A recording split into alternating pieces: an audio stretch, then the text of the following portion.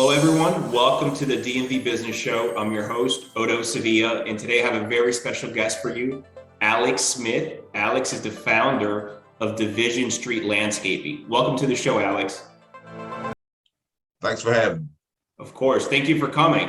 I can't wait for the audience to get to know you and your personal story, your journey, and where you are today, because I know you've come through a long ways and gone through a long road. Yeah, man. Yeah, including just to get on this show this morning, man. So it seems that I always have to have the hard road, but it's lessons in all of it. So I'm happy, man. Always learning. Yeah, absolutely. Yeah. Absolutely. So before we start with everything, I'd like to get the audience to get to know you a little better, Alex. Are you originally from DC, Maryland, Northern Virginia? From Baltimore City. All right, from Baltimore City. So born and raised in Baltimore City. Yes, sir. Where around the city? So I was born in Liberty Heights, Quinn Oak area. That's like my backyard was Lincoln Park and Gwynns Falls Trails.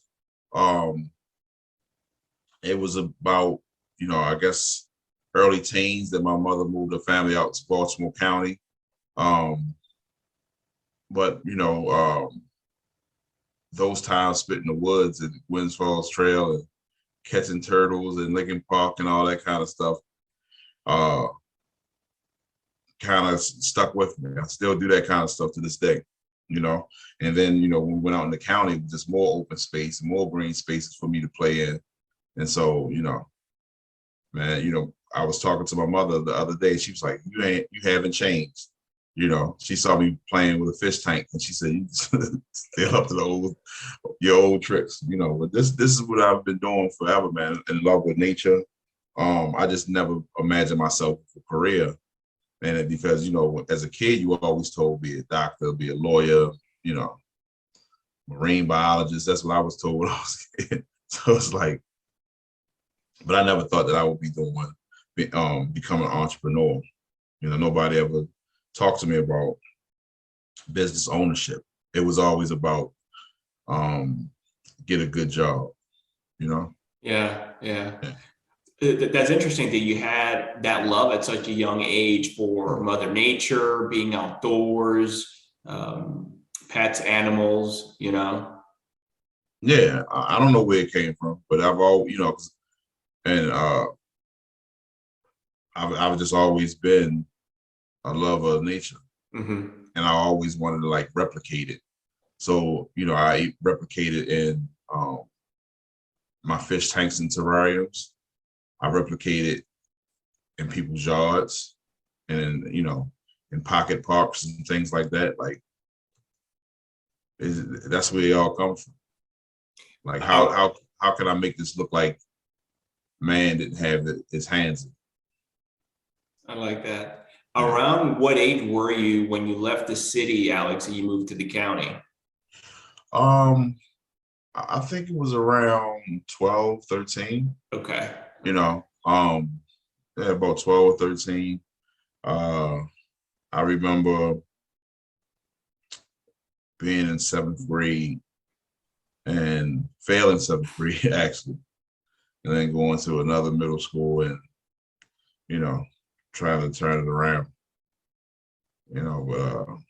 but the weird thing about it is when I went to the county, I walk across a field to get to the basketball court, and some of my friends from the city were on the basketball court already, so that was during that time where a lot of people who moved from Baltimore City were moving to the surrounding counties, especially Randallstown, Woodlawn, and Owens Mills, and that was kind of like the you made it type situation. Sure. But I didn't feel like that back then. When we had first moved out into the county, I felt like we shouldn't have been there. I didn't appreciate what my mother was trying to do as far as putting us in a more safe community, mm-hmm. and a better environment, better schools. I didn't appreciate it back then. All I knew was that we were the family that didn't have living room furniture. And, so we didn't have company and stuff like that.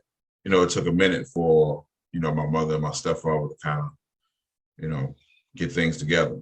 But their focus wasn't on a sofa and a coffee table. Their focus was on getting us out of the city and into a nicer place.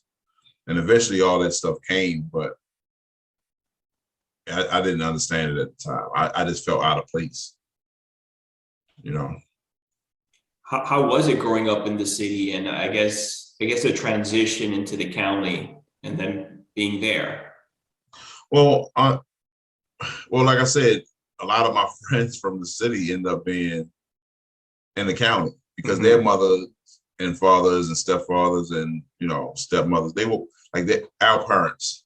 That our parents were all at that time making that same journey. Taking a step into home ownership, taking a step into moving into a better neighborhood. And so the transition was smooth for me because I didn't have to make new friends, even though I made some friends that are still friends to this day. But that transition was made even smoother from the fact that I had faces that I could recognize, folks that I could relate to. But the call of Baltimore City, man, I love my city. And so the minute I could, I was catching the bus back to my grandmother's house, catching the bus to my cousin's house, back then, it wasn't a thing for a 12-year-old, 13-year-old to get on the bus by themselves. Today's times, like children don't do that. But back then it was, it was pretty normal for you to catch the bus or subway by yourself, or, even ride your bike from the county to the city. I know plenty of people who did that, and so I don't know. I just love Baltimore City, but I also will admit that going to my grandmother's house was a way of me getting away from, the strict upbringing, because grandma loves you no matter what you do, and she doesn't, have a whole bunch of rules. Yeah, she spoils you. Yeah, exactly. Right. And that was part of it, just getting away from what my mother was trying to do, which was, having a better home life. But I ran back to the city. So yeah, when you mentioned the whole school bus, I mean, not school bus, riding the bus, it's very true. I was somewhat similar, that I grew up in DC, in Washington, DC, in the city. And this is before certain areas are where they are, how they look today in DC. So the school system was not always the best, public school system. And my parents did something similar. They moved me out of DC right after middle school. I was a little older than you, and we moved up to Maryland. And but a little bit better school systems. But I remember in elementary school in DC catching the Metro bus and just jumping on the bus. And now I tell that to my children, my sons, and they're like, "What?" They can't believe it. Yeah, exactly. And they have this thing now with the children a lot of children don't ride the old yellow school buses in the city. They actually ride public transportation to school. Okay. But it's a whole bunch of them, getting on the bus in the morning. So it's different than when you if I wanted to go to my grandmother's house, I might have been the only kid on the bus with a bus full of adults. Yes. It's just a different day in time. I also think about, coming up where, I was a latchkey kid, but my mother tied a string with a key around my neck and, told me, don't use her stove, don't miss the bus, got to make it happen, Nowadays, I don't see too much of that. Like, I see parents picking up kids from school, taking them to school. I never had that luxury. Yeah. If my mother came anywhere near the school, I was in trouble. Yeah, I understand. Yeah. Speaking about school, I know you mentioned earlier, I think you said 7th grade, you had to redo. How were you in school as a student? I was not a good student. I played the cello, you know, I played the cello. I did things like art. Well, so playing the cello, art was what I was best at. Mm-hmm. And not that I wasn't smart, um, but I wasn't interested in most things that they were teaching me in school. This didn't hold my interest. Now, science class did. I was in science club, and you know, that kind of stuff held my attention. But I didn't see how math, and I'm talking about complicated math. We talk, algebra, calculus, and all. I didn't see how that had any impact on my life. I didn't see how history had any impact on my life. Now, I'm saying this from a child's perspective. Sure. As an adult, I see the impact it has. But when I was a child, I was like, no. And I still have my thing about math. Like, if you're not on a track to be a rocket scientist, some of that math is no need. You need to know how to count money. I think I think they should replace math class with financial literacy classes. Yeah. And for those few select AP kids, let them go and figure out quantum physics and all. But for most of us, we never going to use that stuff. So I think it's just that was my thing in school, that I had to be interested in it to pay attention. Mm-hmm. Because when I was 16, I found out about the GED program because I wasn't coming to school. I was ripping and running, and the secretary at the school said, "Hey, won't you go consider taking your GED so your mother won't get in trouble, you won't get in trouble, and you'll be done with it." I went. She gave me a pamphlet to go to take a pre-GED test, and I got like 3 wrong. And then I went, and so the lady said, "Well, you don't need to come to this class," And I went and took the GED at Catonsville Community College, and I walked out in probably, I'm gonna say 2 or 3 hours, and the people there just looked at me like, "You sure you finished? You sure?" Yeah, but I passed the first go round. Yeah, man, money, school, and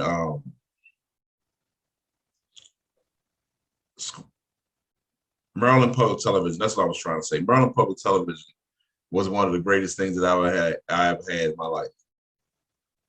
Because I think that is really where I got most of my education from watching Maryland Public Television. Marty Stauffer's, Wild America, and Slim Goodbody, and Conjunction Function, Conjunction Junction, excuse me. Those shows were very instrumental in me learning how to do stuff. Because I watched Transformers and Thundercats, but I was really learning stuff. Mm-hmm. That was my thing. I like knowledge, but I like knowledge that I could use. Sure. Yeah. Yeah. So you said you got your GED, but you were out there ripping and running. So what were you doing then, since you weren't in school during the day? Well, that was around the time I started selling drugs. Okay. And that's why I wasn't coming to school. I was selling drugs, and then my mother found out that I was selling drugs. She bought me a pair of glasses, and I used the glass case as a little stash. The eyeglass case is a little stash. And one night I came home from a concert and left the glasses on a table, or the the case on a table. And she found the drugs inside and flushed them down the toilet and told me to get out of the house if I wanted to continue selling drugs. And at the time, I was just a stubborn young kid, and I was like, "Oh, okay, I'm out of here." And one of my customers was a maintenance man at an apartment complex, so he had keys to all the vacant apartments. So he would allow us to stay for a couple bucks. We had a place to sleep. And I got my first apartment, at about 16 and a half, 17. And, I used another customer to get it for me, but I paid for it, and I was out in the street, man. So this is you're at 16. At what age do you start selling, Alex? Probably about, I would say, on and off at about 14, 15. Just I need a couple bucks, because you can get like what they call a pack, which is basically $100 worth of drugs, and you give the person who gives it to you 60, you keep 40. So if I needed a pair of sneakers or I needed a sweatsuit or whatever, I would just go get a couple packs and I would do that, call it a day, but later on, my uncle showed me some things, and I would help him bag up stuff, and I was just having a conversation about that the other day. Like, I wish my uncle was an entrepreneur. I wish he was in the real estate, or I wish he was in some kind of business, because I looked up to him, and he could have just as easily turned me towards that stuff as he did to the streets. So at an early age, sounds like through your uncle, you became entrepreneurial. Yeah. Just not in the right way. Of course. Just not in the right way. And, but I learned about, honor and integrity. Like, it's a strange thing. Like, a lot of people think there's no honor amongst thieves. And I don't know if that's true, because I was always told, lying and stealing are like the worst things you can do. But I will say that there is this honor and integrity in certain things in the street code, and some would say that there's no street code anymore, and I would agree. But back when I was in the streets, that we definitely had to, you definitely had to learn how to carry yourself in a certain way. And even when I eventually went to prison, I would suggest, and I think the stats support this, that there's more violence on the streets in some of our neighborhoods than there are in prison, because there's this thin line of violence that everybody in prison knows not to cross. And so it takes a serious transgression for things to really go off in prison. So prison is not all what you see on TV, basically. No, I mean, not that some of the stuff that you see on TV isn't true, but the idea that it's fights all the time, it's stabbings all the time, it's raping all it, that's not true. It's there are prisons that are worse than others. But again, when you got if you got, let's just say you got 20 lions on an acre, and all those 20 lions know what they're capable of doing to the other lions, the odds are you very rarely see a lions fight, because they all respect each other. They all, I said, excuse me, my apologies, pardon me, sir, pardon me, ma'am, to correctional officer. I've did more of that in prison than I've ever done out here. I think, in fact, that some of the behaviors and the treatment and the things that I've had from people who've never been to prison has been way worse than, like, there's a whole bunch of blatant disrespect going on out here in the free world. It's very interesting. It is. And this is also, besides officers in there, Alex, this is also with other inmates as well, with other people. Yeah. Okay. Yeah. Okay. Yeah. I mean, that's how it is. I mean, we all know that if you're in prison, like, prison is different than jail, right? And not saying that things don't happen in jail either, but prison is different than jail. And we all know that we're not in there for jaywalking. So once you get to prison, people know that there's this line, you just don't cross it. How old are you when you go to prison? 18. At 18, I got sentenced to 30 years. Okay. So you start, let's call it the life in the streets at 14, roughly, give or take, right? Yep. And then 4 years later, you end up in prison. Yes. Okay. So when you start out there selling, are you selling everything? Or are you selling one specific thing? Or what happens that leads you to that stage at 18 when you end up getting locked up? Well, I have sold everything. Okay. But mostly it was ready, which is, I don't know if it's crack. That's what most people would understand. But it was, you know, um, but that's what I mostly sold, ready, cocaine, you know. But yeah, but I've sold everything, like I I was always thinking in that kind of entrepreneurial kind of vein. So, if it was to be sold, I tried it. Yeah. I tried to sell it, you know. And then what happens that leads to? It was just a street dispute. So it wasn't like I was some violent guy so I got charged with carjacking, kidnapping, of attempted murder, first degree assault, all it, like, they always like throw the book at you, whatever. But it wasn't that I just picked some random person. It was a street beef, and between me and another person over money and drugs. And I didn't feel like the person was approaching the right person about the situation. So I said, do what you got to do. I don't have anything to do with that. But they felt like because of my connection with that person that I was involved. And because I wouldn't turn my back on my friend, then they just came at me because I was the target that they knew, and then I retaliated and I ended up in prison.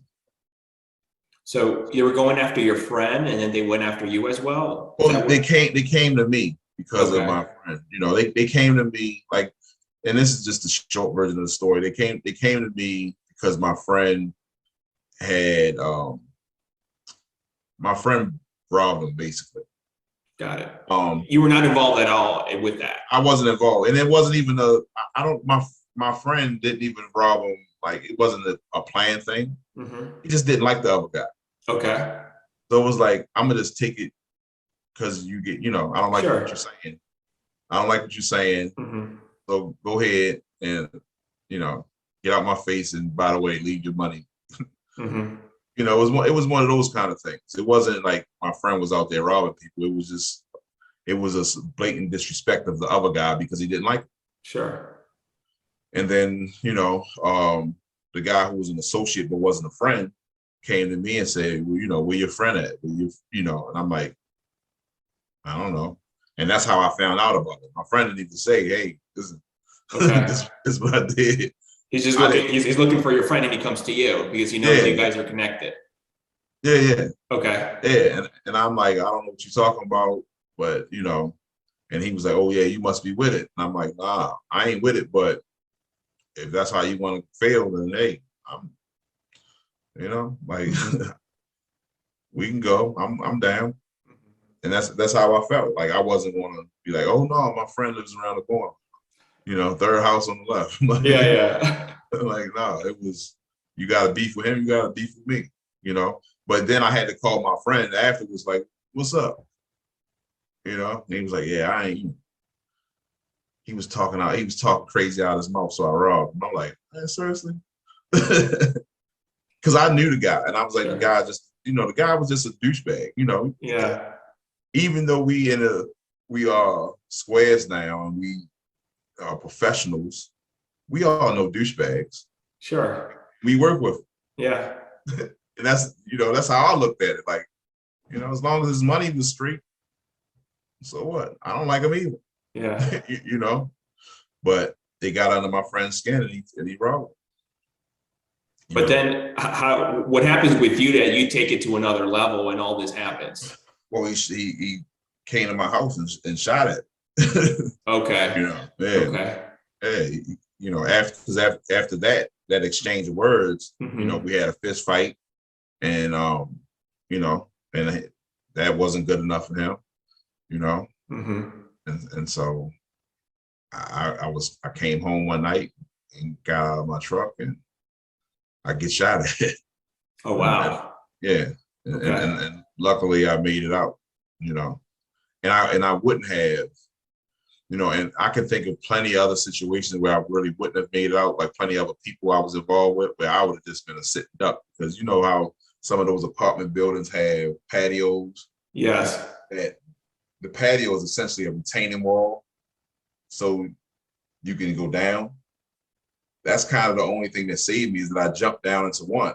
But some people I know would have walked up to that retaining wall, and besides breaking somebody's patio door and running into their house, it was nowhere for me to go, you know. Um, but that didn't happen. They just shot at me and ran, and you know. But I couldn't come home every day with people shooting at me. You know. Yeah. You're watching your back every day now. Yeah, absolutely. And so I, instead of being on defense, I went on offense, and then I ended up in prison. I understand. So Yeah. you're 18 and they charge you with all these offenses then. Mm-hmm. Yeah. And then I plead guilty to carjacking, first degree assault, and a handgun violation. What violation? A handgun violation. Okay. Okay. Yeah. Okay. Yeah. So, and I had no idea. Like when I was pleading guilty, my lawyer was saying, "Oh, you're not going to get this amount of time. You're not going to get this. You're going to get this." And you know, I didn't know. Like when the judge said 30 years, I was as shocked as anybody. You know, Mm-hmm. but nothing. You know, no one was more shocked and disappointed than my mother. You know, my mother cried like she had got stabbed in that courtroom. And I never forget that. Like, that's one of the things that motivate me to this day, was that scream that my mother let out when the judge sentenced me to 30 years, you know.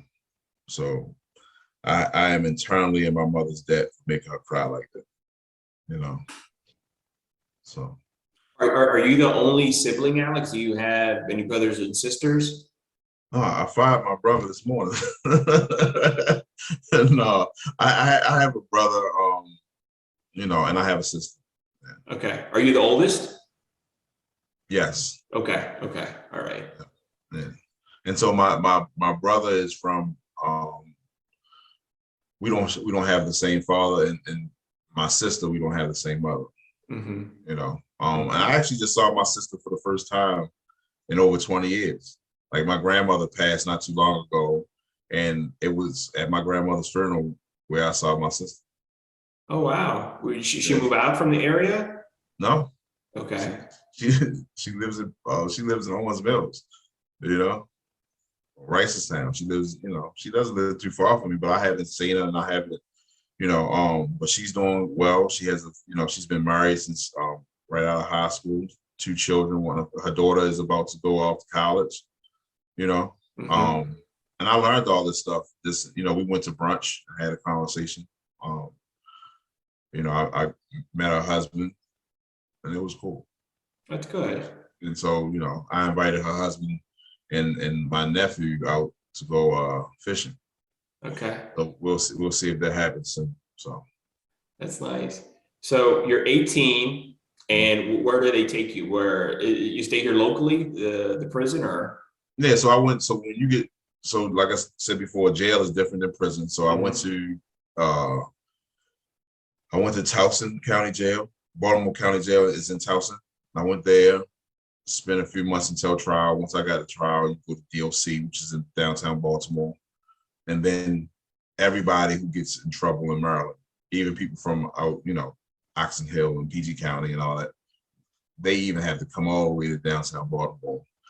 That's where the diagnostic center is. Then from there, you get shipped to one of the prisons in Maryland, you know, after quarantine and classification and all that kind of stuff. So, Mhm. so I did that, and then I ended up in what's called in Hagerstown, which is like, you know, the gladiator school that everybody talks about when you first go to prison. It's a bunch of young kids, you know. We all just got our lives rearranged, excuse me. And you know, I will say at that point, prison is kind of like what people think about. Because it's, you know, 17, 18, 19, 20-year-olds, you know, this Trying to prove themselves. Yeah. Yeah. So at that point, that's, you know, when prison is really like that, you know. But yeah, I start my prison sentence there. But prison, I want to say this, like I didn't change because of prison. I changed while in prison. Like there's definitely plenty of opportunities for you to just keep of the same frame of mind while you're in prison. Like there's drugs in prison. There's everything in prison. But fortunately, I put myself in a group of good guys, you know. But this was also after messing up. You know, I went in administrative segregation, pending investigation. I can say now, you know, that I did something I had no business doing. And this is in prison. Something happened, you said? This is in prison, yeah. Okay. Yeah. That I responded to a conflict with violence. You know, I'll say it like that. And I ended up you know, in a cell by myself. And an older gentleman next to me, just, you know, for whatever reason, one night he was just like, man, y'all young kids need to get your lives together. And he called me a coward. And when he called me a coward, like it triggered me. And so I'm fussing back and forth with him.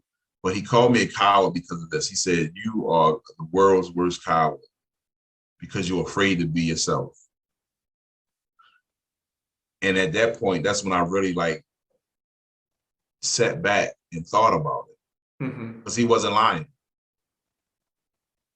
He wasn't lying. He was telling me, like, I know that you calling home, trying to your mother, trying to your girlfriend. You writing letters saying how you want to change your life, but you in here acting like a fool. And he was like, these people will keep you forever. You'll be old before they let you go if you keep going down the path that you're going down. And because I was in isolation, I was able to receive that message, you know. And so I went back out in the compound just with a different mind frame, you know. And it took me a minute before I was able to articulate that I didn't want to be in prison, but that's really what it was. I didn't want to be there, you know. Like I didn't want to know parts of prison. Well, you know, when you out in the street, you're not thinking about that all the time. I mean, you should be, because the police who are after you are thinking about it all the time, you know. But it's a strange disconnect that when you're out on the street, you're not always thinking about, you know, death, prison, you know, wheelchairs. You know, you're not thinking about that stuff.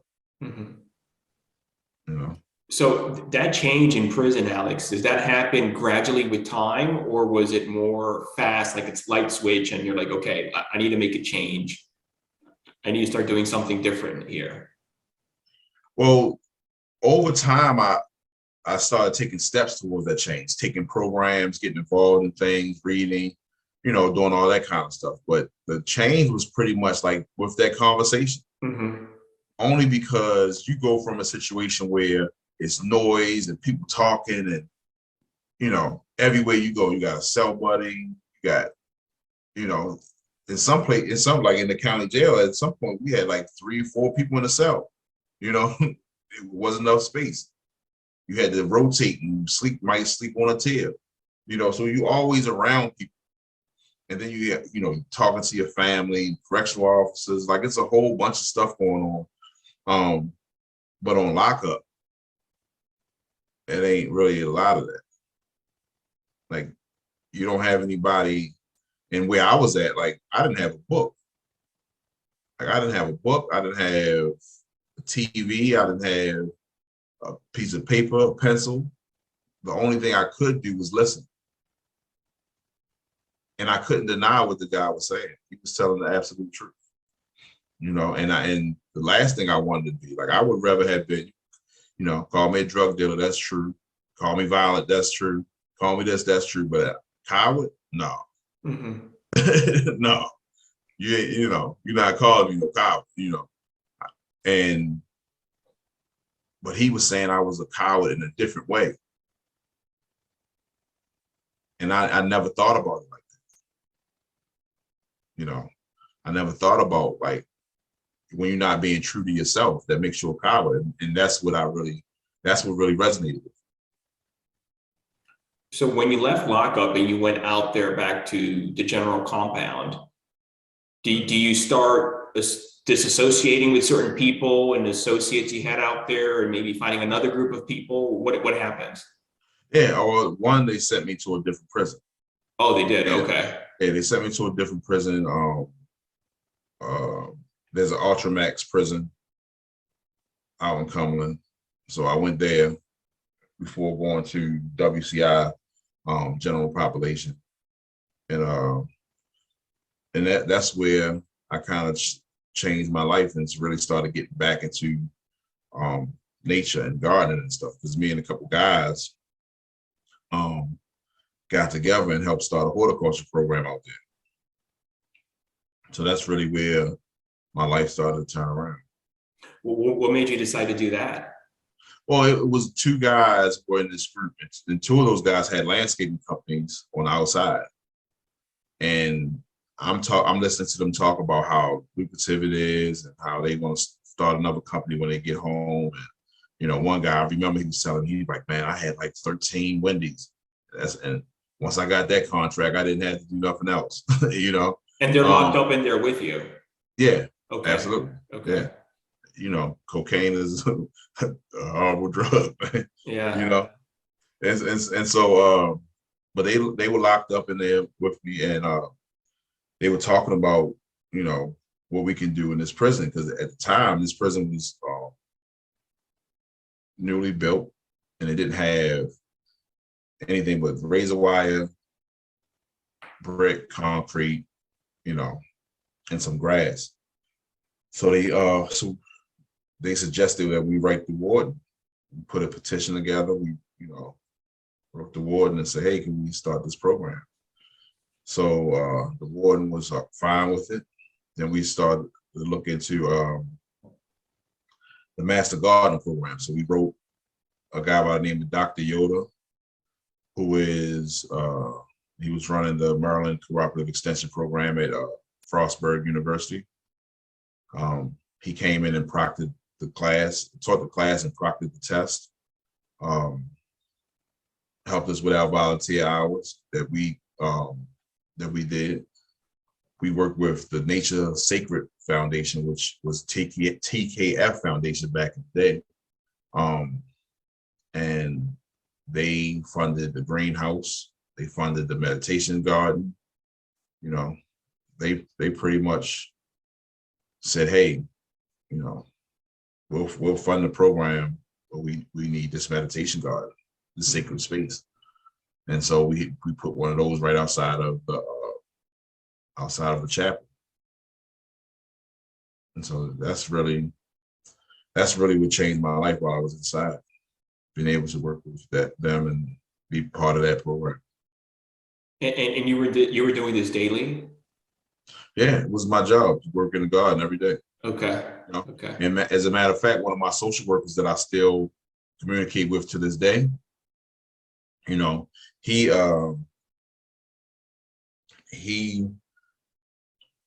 would quiz me. Like, he would walk by the garden bed and say, what's that? And I'm like, I don't know.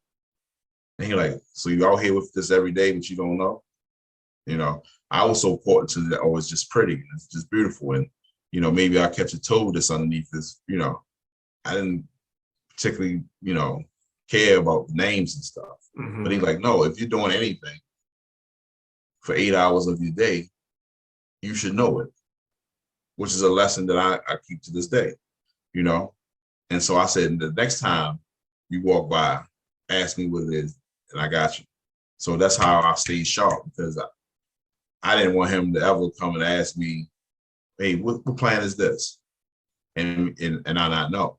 So now it's the same way. Like I feel so bad if a customer asks me what a plan is and I can't recognize it, like it pisses me off, you know. Mm-hmm. And so, I do my homework and then I learn, you know. So you start studying that. I guess you get books, Yeah. reading. Okay. Yeah, and even now, like you got to think about it. Like, I go to people's yards. I'm not the traditional guy who they look to be a landscaper or a gardener or horticulturalist, and I'm always getting quizzed. And sometimes I feel like they're quizzing me just to see what I know, but sometimes it's just genuine interest, right? Mm-hmm. Um, and I might just be internalizing that, like they tested me, but that's where it comes from. And so that's why I'm always reading. That's why I'm always studying, because I understand that I have to be an expert at what I do. I'm asking people for their money. I'm asking people to trust me with their property. So yeah, if somebody asks me, what's this plant over here? It was here when I bought the house. I want to be able to tell them. At this time, Alex, are you also reading other materials besides anything to do with agriculture or plants or? That's all I'm reading. Okay, all right. That's all I'm reading. I'm reading that, and I'm reading business, like business for dummies. Okay. Okay. Like I'm reading all that kind of stuff. How to start your landscaping business for dummies. I'm reading all this, like networking is a team sport. I'm reading all this kind of stuff while I'm in there to prepare myself for eventually starting a business, which I did none of it at the beginning, none of it, So in there, I guess talking with the other inmates there, that some of them had landscaping companies, is that where their idea comes? It originates as far as you doing this once you get out? Yeah. And then working with it every day, Okay. I started studying. I learned that, the labor force is Spanish. So I tried to teach myself Spanish while I was inside. But yeah, that was my main motivator. And I knew that when you spend 15 years in prison, you got a GED. Like, what kind of job am I going to get? And even if I did get a job, would that job be a job that I could depend on for the rest of my life to take care of me, even when I'm not working anymore? And the answer I came up with was no. I almost feel like if you get sentenced to a certain amount of time in prison, you almost have no option but to be an entrepreneur. Because you can go to Amazon and they'll give you a job, right? They hiring you if you got a pulse. But is Amazon going to make sure that you can retire? Is Amazon going to allow you to live a life that you're satisfied with? And I'm not sure that answer is yes. Mm-hmm. If you spent a certain amount of your life not paying into Social Security, not having a 401k, not having any kind of retirement funds. I went into prison 18 and I got out at 33. Like, what's a job want to do for me? Really, I didn't see it. And so I was convinced that entrepreneurship, and I still am convinced that entrepreneurship is the way to truly change someone's life. Because we got a lot of people that's in workforce development and prison reform and reentry. And for them, not going back to prison is the standard. They look at recidivism rates as their scorecard. But I would suggest that you got to look at, one, whether people are happy, and two, the practical parts of being an adult American. Can you take care of your bills now? And can you take care of your bills when you can no longer go to work every day?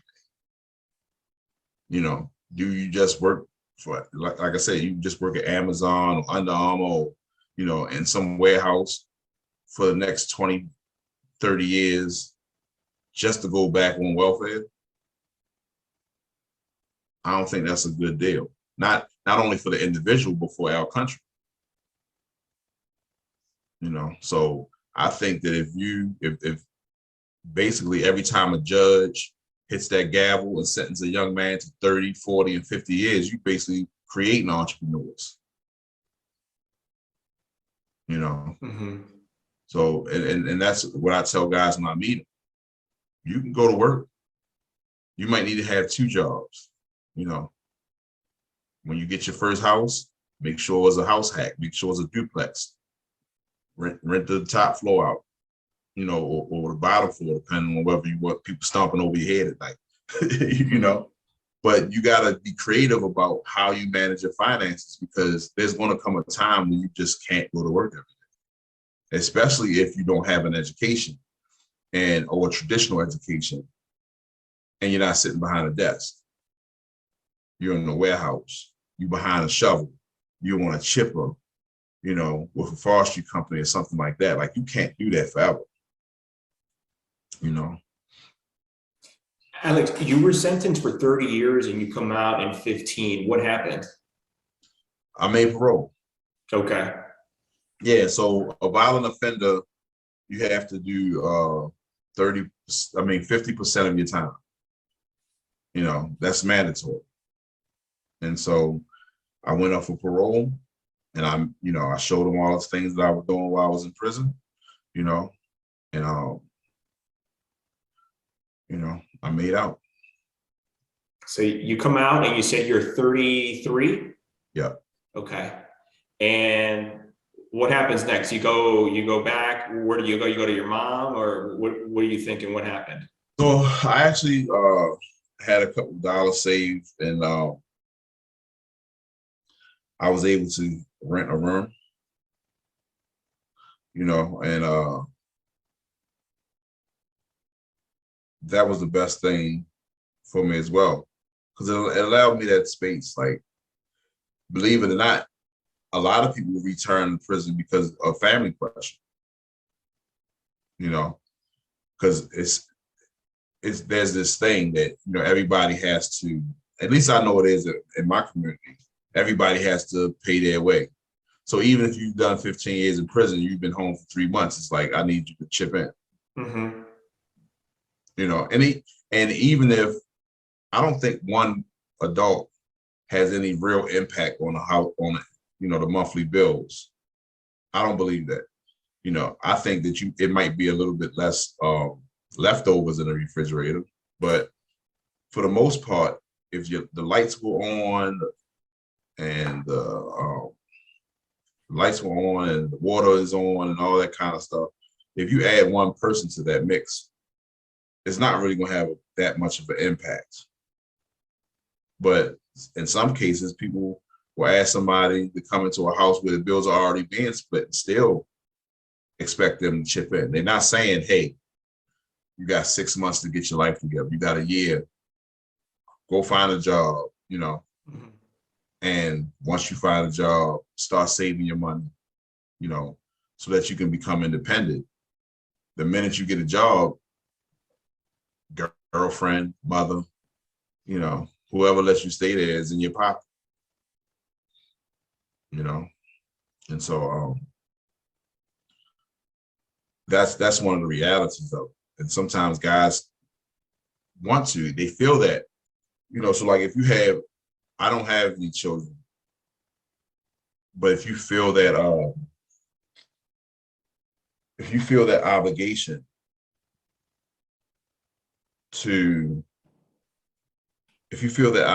to come home and take on that role that you weren't there, that's a lot of pressure. And people feel that pressure, and it leads them right back to prison. They go back to what they were doing that led them there. Yeah, because they feel the pressure of, like, I need to provide, I need to produce. Yeah, and you know, you got an excuse if you haven't taken care of your baby for 12 years, 13 years, 15 years. You know, you got an excuse. I was in prison. You can't. You know. But once you're there, people looking at you like, what's your excuse now? and they actually feel like you owe them, you know? Yeah, but like, you've been gone for this amount of time.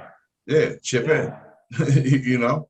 And so that's one of the pressures that a lot of guys face, you know? And I'm glad that I didn't have to deal with that, you know? And even when I got into a relationship, as I was trying to get my life together, the minute I started feeling like I was being pressured to help out financially, you know, I walked away from the relationship. I mean, with an explanation, I understand that we all have adult responsibilities and we have to do all that kind of stuff, but it's a different circumstance. You know, you can't get on your feet if the minute you try to get yourself together, there's a demand for you to kick in. Honest, you know, and in my particular situation, it was like, I didn't say I didn't have anything to do with this $1,800 a month apartment, you know, and half of your bills is all of my money, you know, so I can't do it, you know. So you spent all these years in prison preparing yourself for when that time does come out and you're free, you're out. You come out, you find a room. How easy or difficult it is once you're out there? So I have two parts to that story. Like my first, when I first got out, I got out November 8th, 2012. And I had a job by December. I started working the first day of the new year, or second day of the new year, in 2013. And so I found a job pretty quickly. And then I found a job that didn't have a third shift, but they had enough work for a third shift. They just didn't have enough money to finance the third shift. So they essentially was telling all of us that, hey, as long as you show up on time in the morning, you can stay until we shut this thing down. We got to work, you know. I didn't have anywhere to go. I didn't have anybody to see. I'm just working. I'm hustling. And what were you doing then, Alex? So that was in a warehouse. Okay. Yeah, that was in a warehouse. Doing scaffolding, like packing up scaffolding for jobs, so they would take the scaffolding away to whatever site that they were using it on. So we would have to make sure they had all the equipment, all, you know, all the parts. And but I was making $10 an hour. Then I started making $11 an hour once I learned how to operate a forklift, you know. And I mean, I don't know, I didn't know how people were living just doing 8-hour shifts, you know, because I looked at how much my expenses were and how much my paycheck, and I cried. When I got my first paycheck, it was like 400 and something bucks, and I cried because I'm like, how is a grown man going to live off of this? You know, and but that was my first experience because working and getting double, you know, overtime was allowed me to have my own apartment, have a car, and all that kind of stuff. This the second time I violated my parole. I got out. My experience was way different. I couldn't find a job to save my life. So you went back in? Yeah. Okay. Yeah, I went back in. I violated my parole, and I went back in. Fortunately, I made out because I went back to the street. You're like, I can't live off of this, so you went back to what you knew. Yeah. No, I actually got fired from that job. I took a temp job, and I got an apartment, got a car. I was doing all this stuff, and then I lost the job because I got an accident off-site. Now, I was supposed to be in line to be made permanent. I got in this accident. I called back. Then, oh, we already filled your position. We'll give you a call. And that call never came. And I'm calling them, and then I started looking for other jobs. It was a drastically different experience. But I had responsibilities at this time. And so I ended up going to the Center for Urban Families, you know, this program here in Baltimore that had the Strive program called Support Training Results in Valuable Employees. I went there, graduated like at the top of my class, and I had a bunch of job offers, but I didn't have a job that could take care of me without working two jobs. So I was working two jobs. I would sleep in my car in between. I would go to the next job and sleep in the parking lot until my shift, it's time for me to take on my shift. When I would get off in the morning, I would drive as far as I could before I started to doze off behind the wheel. And I would pull over, take another nap, and then go home. So it was just work, sleep, work, sleep, work, sleep. And then a friend of mine, he's a friend now, named Sean Robinson. He was working at the Center for Urban Families. He said, man, listen, you work too hard, and connected me with a mentor of mine named John Parsley, worked at a construction company. And they offered me $16 an hour starting as a laborer. But one of the things that they also said was that we do a lot of scale jobs. So, you'll get paid $28 this time, maybe $23, next. So my income increased. I was able to work one job at this job, but I was also able to travel. I wasn't doing anything in landscaping or anything at this time until I got a job at Longwood Gardens. And we were out there, and I was going to the greenhouse and looking around the gardens every day. And that's really how I got reconnected to the stuff I was doing while I was in prison. Around what year was this when you started working there? This was about 2015, I would say. Okay. 2000 this was about 2015. And now you remember everything you were doing in prison before. Yeah, it just started coming back to me.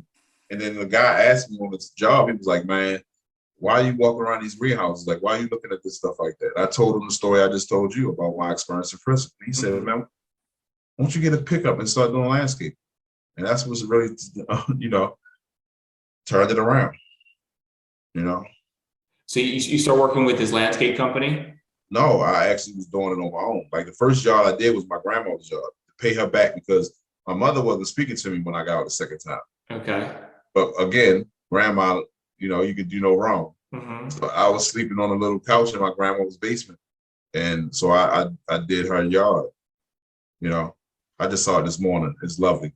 It's still nice. But yeah, and it's mature. Like we talking years that this thing has grown. Mm-hmm. The plants have found their right spot. That is awesome. But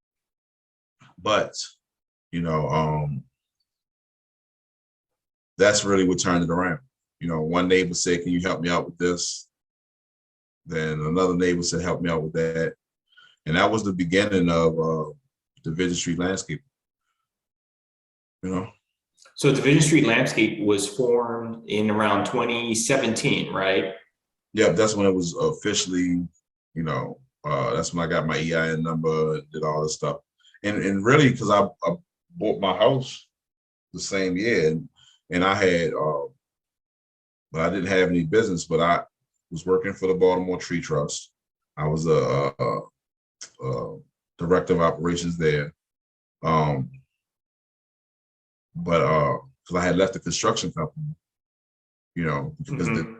the nonprofit said, hey, how can you help guys like yourself get jobs? And I took it as a challenge. Even though it was a cut in pay, I still took it on as a challenge, and I got the pay back. Like, I went there and killed it, got the pay back, and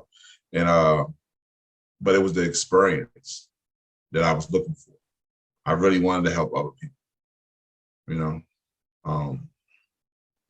and when I went to buy a house, it was like, hey, you're doing all this work on the side. Like, you really should start the business. You got to be able to show this income is coming from somewhere. And so my lender said, start this business, and walked me through the whole process of starting a business. You know, it was cool. And so that's where it started. And it was still just something I did on the weekends. Mhm. But now it's full time all the time. Yeah. Be careful what you wish for, right? Yeah. Yeah. When did it become full time?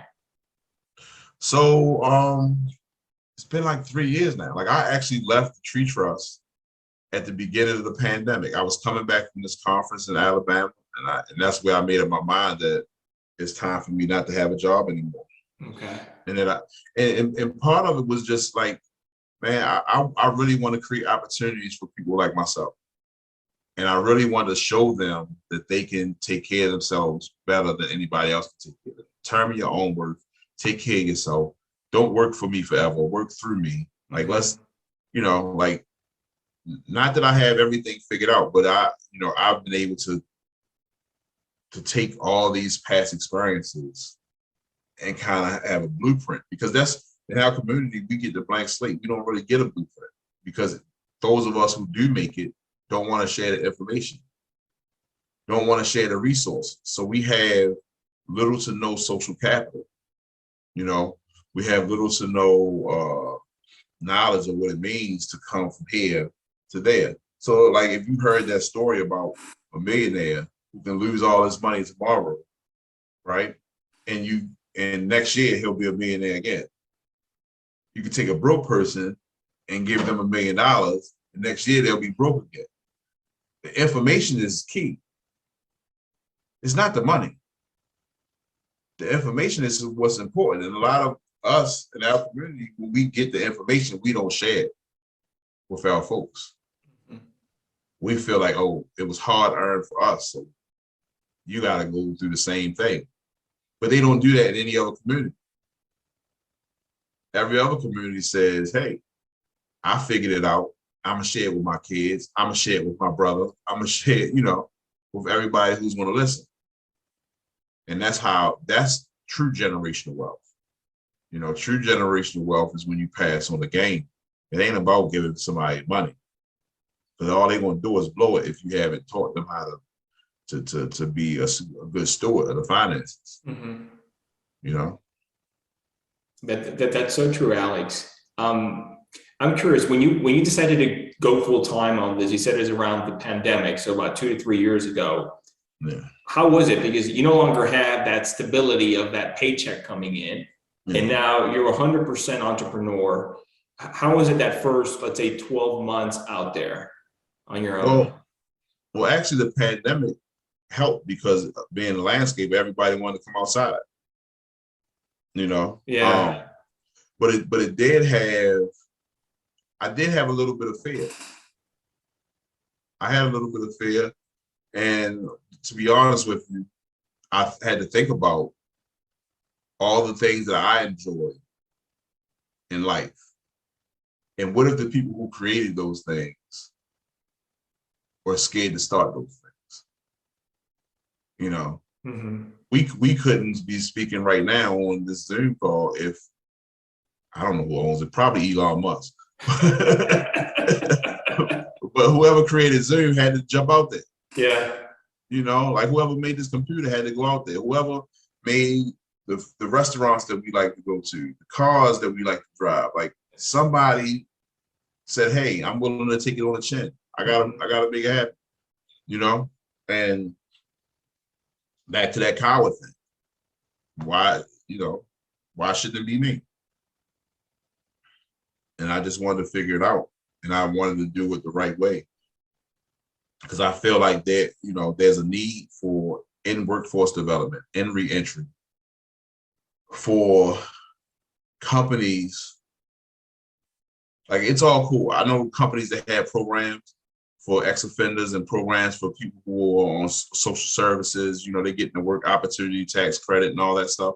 Like, that's cool. I'm not knocking, but I think that we would be better off if some of us that have been down this path decide to start businesses, that while everybody can come, because you never want to be what you despise, right? You don't ever want to say, okay, I'm going to, because I've been rejected because of my past, for apartments, for jobs, all that kind of stuff. I don't want to turn around and start saying, well, you ain't never been in trouble, you can't work for me. Like, you don't want to be what you despise. Like, I despise the fact that people didn't want me to, you know, you don't want me to live in your apartment complex because of my past. It's something I did when I was 18. Mm-hmm. Like, seriously?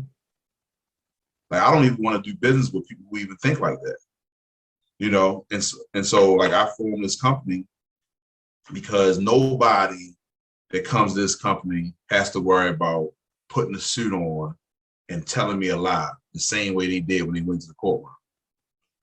Only thing I'm expecting people to do is to come and grab your shovel and get to work. That's it. And that was some of the opportunities that people gave me. You know, when my guy, John Posse, that I spoke about before in the construction company, that's all he said. He was like, I don't care about what you did yesterday. Yeah, I know. I got told, all I care is what you're going to do Monday morning when you show up with your boots on. And if more of us had these companies, then it'd be more guys off the street for them. Because ultimately in Baltimore City, last year we had 337 murders. I think we're on pace to eclipse that this year. If the guys are home sleep because they're tired from a hard work day, they got less opportunity to get shot on the street corner of Baltimore City. And that's the other part of it. Like, so I'm just trying to play my part. And I think more guys like myself can play our part. And then the skills are transferable. There's so many guys out here that used to be in the street, that used to hustle, that can say, hey, let me do something different. And they will be awesome at it. I mean, because in the street, you risk life, limb, or liberty. What's the worst that happens in business? Somebody can sue you, you lose the business. Like, that's not a consequence at all, if you ask me. You know, mm-hmm. You dust yourself off, you start over. Because all of the entrepreneurs that I talk to, they all are on their third business. They all, you know, they all got stories of when they were sleeping in their car and when they were in there, you know, like, you know, my ex-wife, she let me sleep in the garage to get my life together, you know, like, yeah. And so it's part of the grind, man. But I do believe that nobody can help people like myself like we can. Because I get it. I'm not gonna sit here and tell this guy this worked for me for the next 30 years and it's gonna be okay. No, I'm gonna say no, it ain't gonna be okay.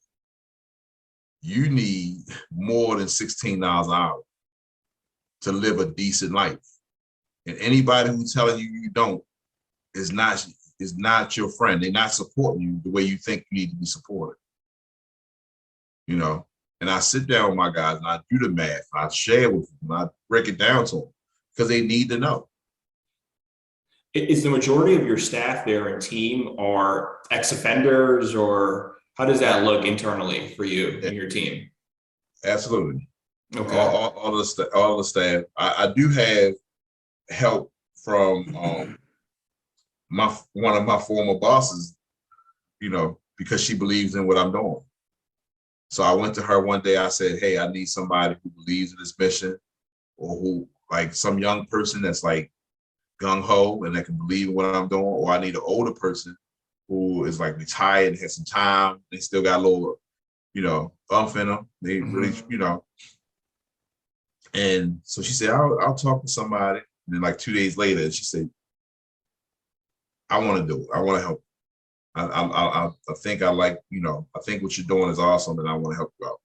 So she's the outcast of it. You know, I told her we might have to go get in a bar fight one day. Initiate her in. Yeah, exactly. So she doesn't feel left out. Yeah. Yeah. We got to bring it into the fold, man. Alex, is the majority of Division Street landscaping business, is it residential? Is it commercial? A little bit of both? How does that look? It's a little bit of both. Okay. And I'm moving more into commercial and municipal work. Only because it's one, it's more lucrative, and two, to be honest with you, commercial stuff is easy. You know, and if you're trying to bring somebody into an industry, like they don't have to be the geek I am. They don't have to, you know, like they don't have to know all these different varieties of plants. They don't have to know that this is a four-season garden. They don't have to know about topia and espalier and all this crazy stuff that I got going on in my head. Mm-hmm. You know, most people that have shopping malls, schools, business, like, you know, those little like business, I don't know what you call them, but it's a whole bunch of offices and business stuff, Yes. right? They don't care about that either, because they don't want to pay a gardener with the amount it takes to sit there and go through the, you know, with the pruners and pull stuff out. They just want stuff buzz, cut, every spring come and throw some pansies in here, every winter throw some, you know, Johnny jump ups in here. They just wanted to look pretty. You know, I've seen guys at the shopping mall mulching trees that were dead. You know, and you can go to any shopping mall in the state and see it. You know, and it's like, but the people who run these places, they got a different standard. See, when you go to somebody's home, especially somebody who's been guarded, like, you know, that takes a special hand to put your hands on somebody. But I know some customers of mine who, like, they worked in their garden for 20 years, wow. You know, but they're just to the point where they can't do it anymore. It's too strenuous, it's, you know, and they want somebody to take care of it. That might not be my guys. Sure. You know, because my guys are still learning. Yeah. You know, so I want to go where it makes sense for us to go. You know, so where we can give, because I'll tell you, I'll replace that broken tree before I mulch it. The contracts are so lucrative, I don't see why these companies don't. Frankly, I don't see how they get away with not doing it. But that's what I would do. We replant the tree, then mulch. Mm-hmm.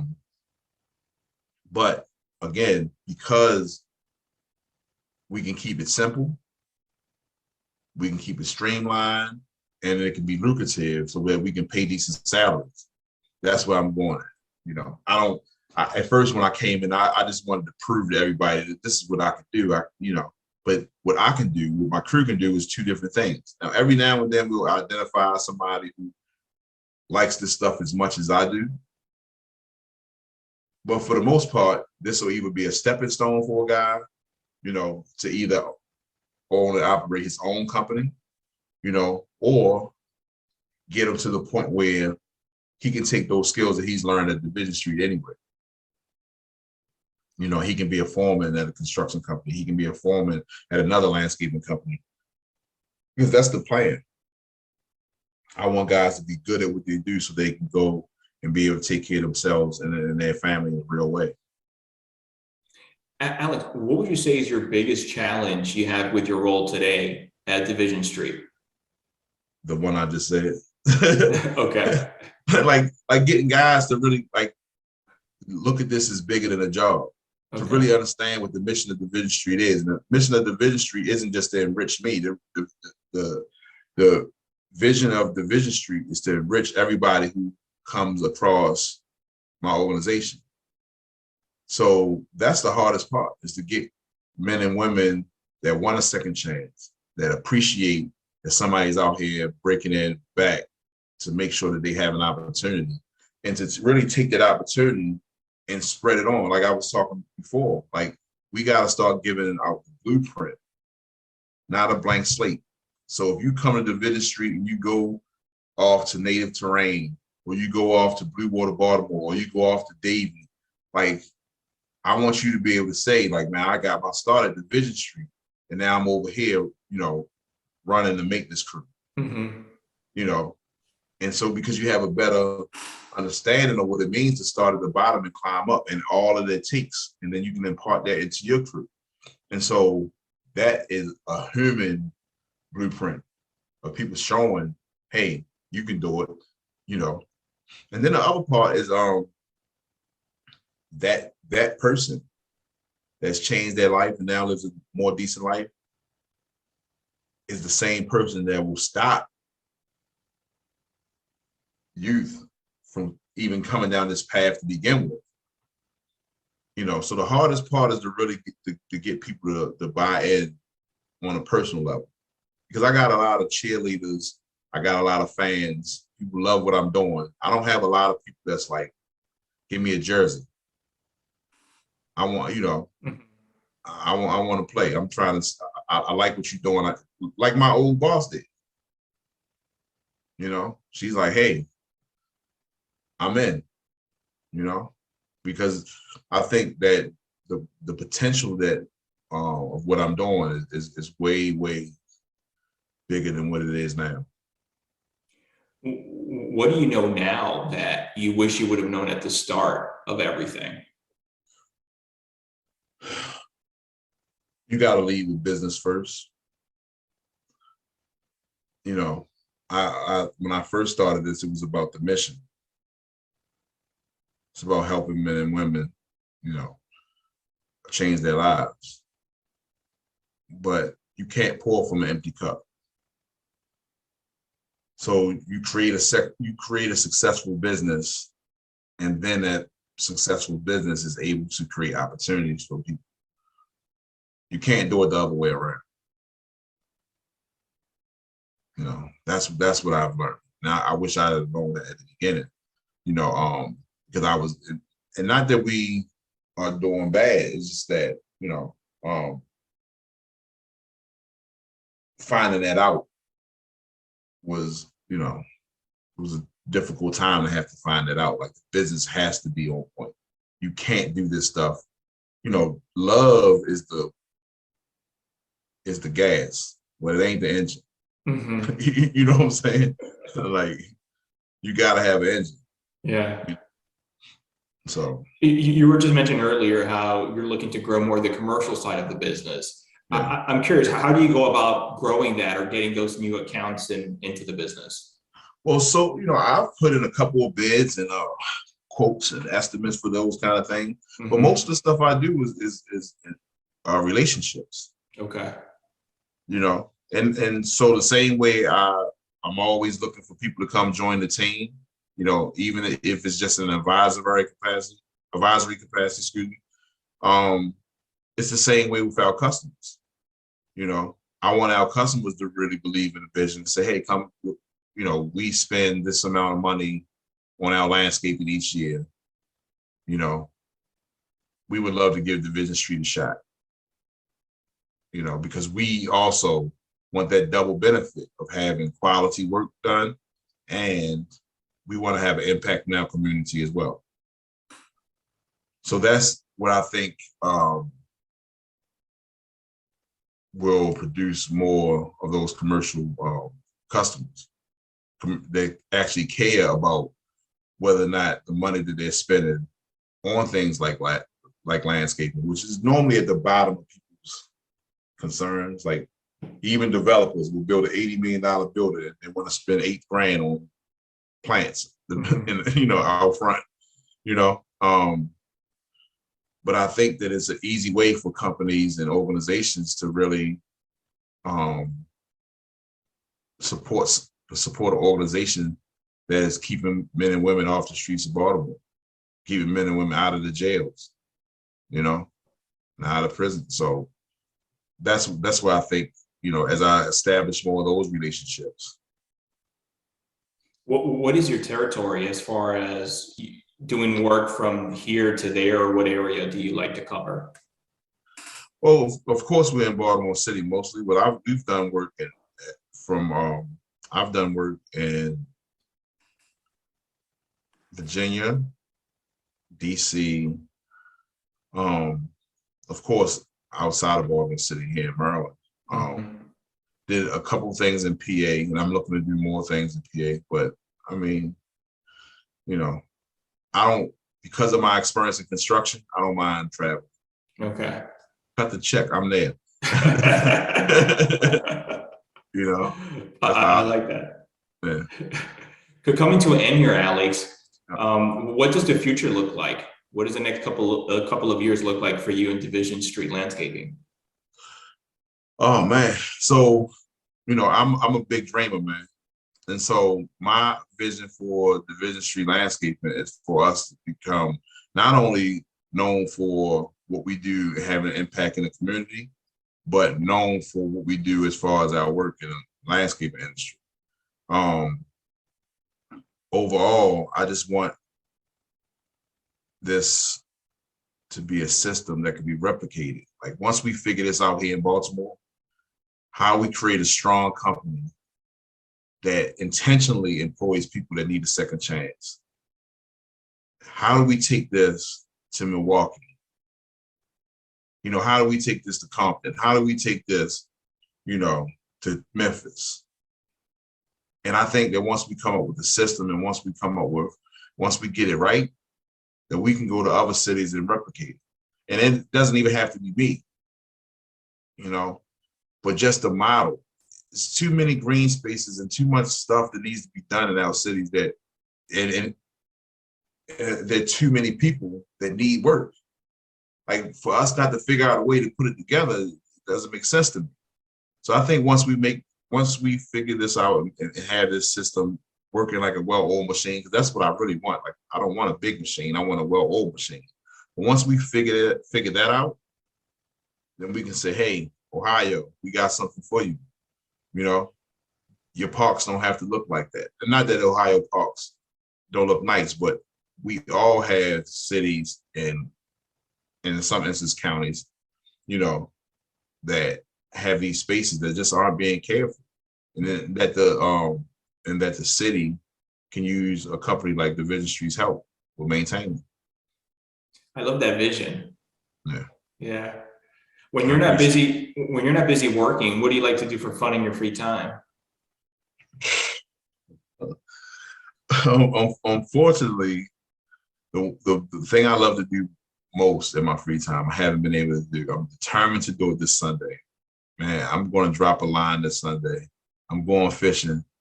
If that's the last thing I do on this earth, Sunday, I will be fishing, But that's what it is. But I got a fish tank right here. I got one on the island in my kitchen. I got one in my living room. I got 5 in my basement, like at least 5. Wow. Like I'm one of the fortunate ones that are able to do what I like to do for a living. Yeah. Like I like this stuff. I got plants germinating on my dining room table as we speak. So I don't know. I don't really know how to separate the two, except for when I'm fishing and I'm doing nothing. Like my best fishing days is when I don't catch anything, to be honest with you.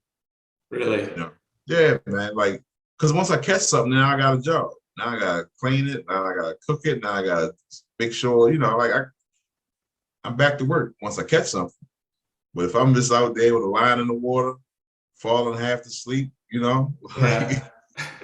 Yeah. Something cold in the cooler, I'm good. That's good. Yeah, man. So, Alex, if people want to find out more, reach out to you, where can they go to? So they can go to the website. It's getting revamped soon. So I couldn't tell you what exactly the condition is in right now, but it's divisionstreetlandscaping.com. And they can also contact me directly at alex@divisionstreetlandscaping.com. And the street is just abbreviated. It's just ST. Okay. I'm on Facebook. I'm on Instagram. And I'm working that stuff out. I'm not really a tech guy, but if they email me, I'll get it. You will get it. Yeah, I'll get it. Alex, thank you so much for coming on and sharing your story with us. No problem, man. I appreciate it. Anytime. Take care. All right, man. Cool. Thanks.